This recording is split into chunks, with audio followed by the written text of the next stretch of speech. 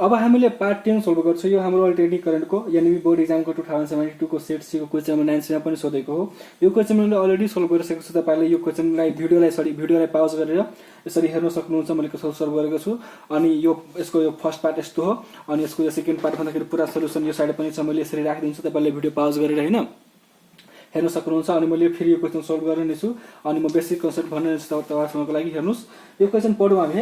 यो के भन्छ कि a coil having inductance and resistance is connected in an oscillator giving a fixed sinusoidal output of voltage 5 volt with the oscillator set at the frequency of 50 Hz and the RMS current in the coil is 1 ampere and at the frequency of 100 Hz the current is 0.625 ampere. Determine the inductance of the coil. हामीले यो क्वेशनमा के भनिरहेको छ कि जस्तै एउटा circuit छ, त्यो सर्किटमा हामीलाई एउटा इन्डक्टर छ अनि एउटा रेसिस्टर छ। त्यसलाई के गर्छ कि एउटा सर्किट बनाएको छ हैन। त्यसमा के हो हामीलाई रेसिस्टर R अनि इन्डक्टरको इन्डक्टेन्स L यति कुरा हामीलाई दिएको छ। अनि यसमा के भन्दियो कि एउटा भोल्टेज हामीलाई इनपुट भोल्टेज हामीलाई लगाएको छ 5 भोल्ट को लगाइदिएछ। अनि के गरियो कि कन्डिसन 1 मा लगायो कि केस फर्स्ट मा के गरियो कि फ्रिक्वेन्सी हामीलाई 50 हर्ज राखियो र 50 हर्ज राखेपछि हामीलाई करेन्ट कति आइदियो और एउटा करेन्ट कति आयो 1 एम्पियर। फेरि केस 2 मा के गरियो कि फ्रिक्वेन्सी चेन्ज गर्दियो। फ्रिक्वेन्सी F2 गर्दाखेरि हामीलाई 100 हर्ज राखियो र करेन्ट चेन्ज गर्दा 0.625 एम्पियर सम्म पुगाइदियो। अब हेर्नुस् हामीले कुरा के बुझ्नु पर्यो कि फ्रिक्वेन्सी र करेन्ट हामीलाई सोधिरहेको छ तर दिएको छ, तर हामीले determine the inductance of the coil हामीलाई यो L डिटरमाइन भन्नु गएको छ। अनि अब हामीले के सोध्नु पर्यो फ्रिक्वेन्सी यो करेन्ट र यो L लाई रिलेट गर्ने फर्मुला के हो। अनि हामीलाई यो फर्मुला थाहै छ कि I इक्वल्स टु के हुन्छ हामीलाई V/Z where Z is the impedance. यो कुरा हामीलाई थाहै छ। यो कुरा थाहा छैन म पनि भन्दै हेर्नुस् हामीले कुनै पनि सर्किटमा याद मानौँ कि यो भोल्टेज V को सट्टामा E हुन्थ्यो भन्दाखेरि के हुन्छ हामीलाई I इक्वल्स टु E/Z हुन्छ। Therefore E equals to G भन्दाखेरि मैले यसरी फर्मुला याद राख्छु E इक्वल्स टु G यति हुन्छ। अनि यहाँ भोल्टेज को E को सट्टामा V छ त V भइहाल्यो। अनि यताबाट हामीले यो यसरी याद राख्नु है भन्दाखेरि के हामीलाई E इक्वल्स टु G छ। अनि यो G भन्दाखेरि अब यो कुन सर्किट छ जुन सर्किट हुन्छ त्यही सर्किट अनुसार राख्नु। जस्तै यहाँ LR छ भन्दाखेरि के हेर्नुस् Z इक्वल्स टु अब हेर्नुस् रुटमा राख्ने सधैँ मैले फर्मुला सम्झिने तरिका भन्दा छु। यो LR छ भन्दाखेरि के यो R छ यसको R² राख्ने प्लस यो X यो L छ नि यसको इन्डक्टेन्स भन्दाखेरि के हामीलाई यसको इन्डक्टेन्स निकाल्नु पर्छ भन्दाखेरि के XL अफ होल स्क्वायर जान्छ। यसरी गरेर हामीले फर्मुला याद गर्न सक्छौं। भन्दाखेरि के हामीलाई E इक्वल्स टु G पहिला याद हुनु पर्यो। यो याद भएपछि हामीलाई यहाँ Z भइहाल्छ। भन्दाखेरि के अब हामीले यदि यसलाई एउटा करेन्टलाई I1 मान्यो भन्दाखेरि के हामीलाई के फर्मुला छ we have V equals to IR तर V इक्वल्स टु IR तर हामीलाई यहाँ के भइरहेछ कि केस चेन्ज भइरहेछ भन्दाखेरि के यहाँ R हैन Z राख्नु पर्यो। भन्दाखेरि के I इक्वल्स टु V/Z मैले यहाँबाट लगाइदिए यो यहाँबाट लगाए अनि यो Z छ भन्दाखेरि Z हो। Therefore impedance equals to V/I1 मैले यसरी किन लेखे किनकि हामीलाई Z इक्वल्स टु हेर्नुस् Z equals to root under के आउँछ यो छ यहाँ रेसिस्टर अनि इन्डक्टर छ भन्दाखेरि के R² plus XL of whole square. यो कुरा मैले पार्ट 1 मा डिस्कस गरेछु तपाईले त्यहाँबाट पनि हेर्न सक्नुहुन्छ हैन। अनि यस्तो भयो। अनि देयरफोर V इक्वल्स टु कति दिएछ हामीलाई 5/1 which is equals to 5 ohm. अब हेर्नुस् यो त के भयो हामीलाई इक्वेसन फर्स्ट को लागि भयो हैन। अनि फेरि यो सेकेन्ड को लागि जब फ्रिक्वेन्सी चेन्ज गर्यो भन्दाखेरि के V/I2 भयो सिमिलरली भयो।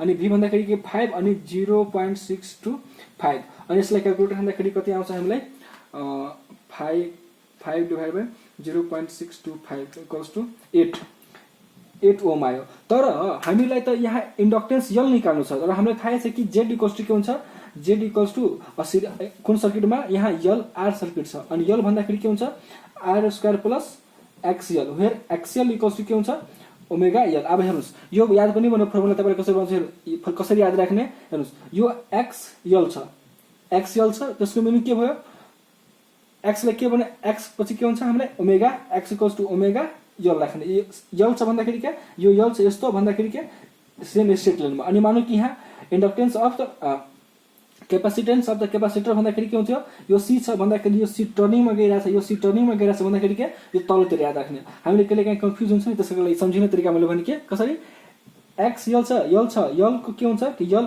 स्टेट छ यो स्टेट छ त यो सेम लाइनमा C के हुन्छ कि अलि तेर्सो हुन्छ भन्दाखेरि माथि तल भन्दाखेरि बाईमा गइहाल्छ। यसरी मैले याद राखेँ, तपाईहरुले पनि आफ्नो ट्रिक लगाउनुस्। अनि यहाँ हेर्नुस् रुट अन्डर स्क्वायर अनि एक्सएल के हुन्छ, एक्सएल को ओमेगा प्लस ओमेगा यल। तर के हो हामीले यहाँ z1 को लागि मान्यो भन्दाखेरि कि यहाँ ओमेगा यल अनि हामीलाई थाहा छ कि omega equals to 2 pi f हुन्छ भन्दाखेरि के root under r square plus 2 pi f1 of L of whole square. यति गर्न पायो। अनि मैले यही कुरा गर्छु यहाँ स्टेप 1 मा हेर्नुस् z1 equals to r square plus omega L of whole square अनि z2 equals to similarly omega 2 of whole square. अनि z1 को यहाँ भ्यालु हाल्दै गए ओमेगा इक्वल्स टु 2 पाई जस्तै यहाँ हेर्नुस् हामीले z1 equals to root under r square plus omega 1 square L square छ है। अनि हामीलाई थाहा छ कि omega equals to 2 pi f equals to root under r square plus 2 pi f। तर यहाँ के छ omega 1 of whole square into L square equals to root under r square plus 2 को स्क्वायर 4 पाई को square into f1 of whole square into L square. यति कुरा आयो हामीलाई यहाँ z1 अनि मैले यसलाई स्क्वायरिङ गरिदिए भन्दाखेरि के हुन्छ z1 of whole square equals to r square plus 4 pi to f1 of L square. अनि हामीले similarly similarly z2 equals to के हुन्छ r square plus 4 pi square into f2 of whole square L square. यो पनि लेख्न पाइयो equation, यो equation 1 मानिदियो भन्दाखेरि यो इक्वेसन 2 हुन्छ। मैले यहाँ पनि त्यस्तै गर्छु हेर्नुस् z1 equals to root under r square plus omega square L square हुन्छ, z2 equals to r square plus omega 2 of whole square हुन्छ हैन। अनि त्यसै फेरि यता पनि ओमेगाको भ्यालु हालेको मैले ओमेगाको भ्यालु हालेको अनि यति आयो। सिमिलरली मैले के गर्ने कि इक्वेसन 2 लाई पनि त्यस्तै गरेको अनि फेरि स्क्वायरिङ गरे अनि मैले यहाँ इक्वेसन 3 र 4 सपोज गरेछु। र अब हेर्नुस् हामीलाई के गर्नु छ कि इक्वेसन 3 र 4 बाट हामीलाई सबट्र्याक्ट गर्यो भन्दाखेरि के हुन्छ कि यो आरआर काट्छ। मैले यहाँ स्टेप मैले छाडिदिएको छु, मैले तपाईलाई यहाँ सबट्र्याक्ट गरेर आउँछ। तपाईलाई हेर्नुस् हामीले के छ कि z2 मैले इक्वेसन 2 बाट 1 हटाएको छु भन्दाखेरि z2 minus z1 of whole square के हुन्छ r plus 4 pi square f2 of whole square L square minus r square minus 4 pi f1 square L square. यो r काट्छ। मैले यो स्टेपमा लेखेको छैन तर यहाँ काटिन्छ। काटेपछि के हुन्छ हामीलाई यति आउँछ अनि यसबाट हामीले 4 पाई यल स्क्वायर कमन लिन सक्छौं अनि 4 पाई यल स्क्वायर मैले यहाँ कमन लिएको छु अनि f1 अफ होल स्क्वायर आउँछ। यो यल यता बस्छ अनि यो 4 पाई ले तल लगाउने यो f2 of whole square minus f1 of whole square तल लगाउने यति आउँछ। अनि हामीले यहाँ z2 को भ्यालु कति निकाल्थ्यो 8 मैले 8 हाले अनि z1 को भ्यालु कति निकाल्थ्यो 5 मैले 5 हाले। अनि त्यसपछि हामीले यहाँ त सबैको भ्यालु थाहै छ अनि f2 भन्दैको हामीले कति हो 100 त्यसको होल स्क्वायर गर्नु पर्यो अनि 50 अफ होल स्क्वायर अनि क्याल्कुलेटर थिच्दाखेरि हामीले कति आउँछ 80। यो त अब यल निकाल्नु छ, यल को लागि के गर्नु पर्यो यो यसका रुटमा जान्छ यता अनि यति हामीले क्याल्कुलेसन गर्दाखेरि कति आउँछ यल इक्वल्स टु 0.0114 हेनरी। यल भन्दाखेरि इन्डक्टन्स भन्दाखेरि के आउँछ हामीले हेनरीमा आउँछ हैन। यति भन्दै hence the inductance of the inductor is 0.011 henry भन्दाखेरि हामीले यो न्युमेरिकल सल्भ हुन्छौ। हामीले मेन कुरा के बुझ्नु पर्यो कि यहाँ करेन्ट त्यसको फ्रिक्वेन्सी र त्यसको इम्पिडेन्स रिलेटिङ गर्ने फर्मुला के हो। यो फर्मुला मैले पार्ट 1 मा डिस्कस गरेको छु। त्यो फर्मुला के हो र त्यो फर्मुला कसरी रिलेट गरेर हामीले त्यो जान्नु पर्ने त्यो बुझिसकेपछि हामीले यो नम्बर गर्न सक्छौं।